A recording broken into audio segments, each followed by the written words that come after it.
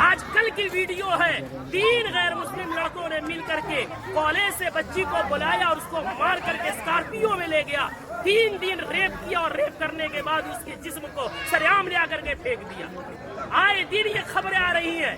میں پوچھنا چاہتا ہوں اس کے پیچھے کے ذمہ دار معاشرے کے ہمارے اور آپ جیسے بے غیرت لوگ نہیں ہیں جو شادیوں میں ناچ گانوں میں پیسوں میں آگ لگا رہے اور آگ لگا کر کے شادیوں کو اتنا مشکل بنا دیا کہ وقت میں شادیاں نہیں ہو رہی ہے، جس کی وجہ سے ہماری بیٹیاں جذبات ان میں بھی ہے، جذبات کی رو میں بہ کر کے ایجوکیشن والی بچیاں غیروں کے گود میں کھیل نہیں رہی ہے بلکہ ٹیشو پیپر بنا کر کے انہیں استعمال کر کے گلی کوچوں میں پھینک نہیں دیا جا رہا ہے بلکہ ان کے چیتھڑے اڑائے جا رہے ہیں۔ اتنے ادب و احترام کے ساتھ بار بار اصرار کرنے کے بعد جھک کر کے باپ کہہ کر کے بھائی کہہ کر کے ایمان کا حوالہ دے کر اسلام کا حوالہ دے کر پوری سوسائٹی کے عہد و پیمان کا حوالہ دے کر کے کہا گیا، لیکن پھر کیوں نہیں مانے؟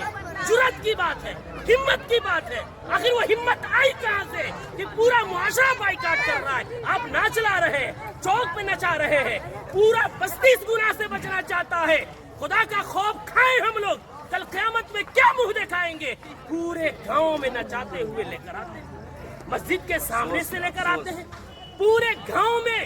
یہ کیا ہے؟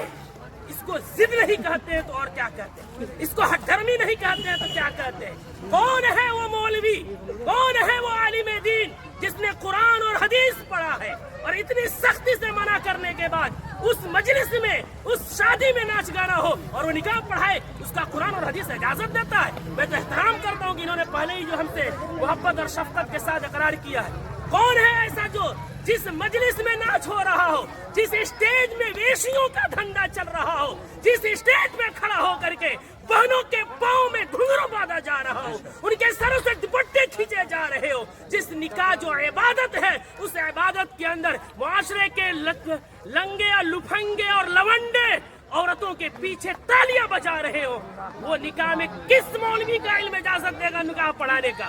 کون سی قرآن اجازت دے گی؟ کون سی حدیث اجازت دے گی؟ یہاں سب کلمہ پڑھنے والے ہیں، ہم مریں گے رب کے سامنے حاضر ہوں گے۔ دنیا کی بات چھوڑے، ہمیں یہ خوف کیوں نہیں آتا کہ نکاح ایک عبادت ہے، نماز بھی عبادت ہے، نماز میں اگر کوئی گانا بجائے نماز کا مذاق ہے، نکاح میں کوئی گانا بجائے وہ نکاح کا مذاق نہیں تو کیا ہے؟ جو مولوی قرآن کی آیت پڑھیں گے ان کا مذاق نہیں تو کیا ہے؟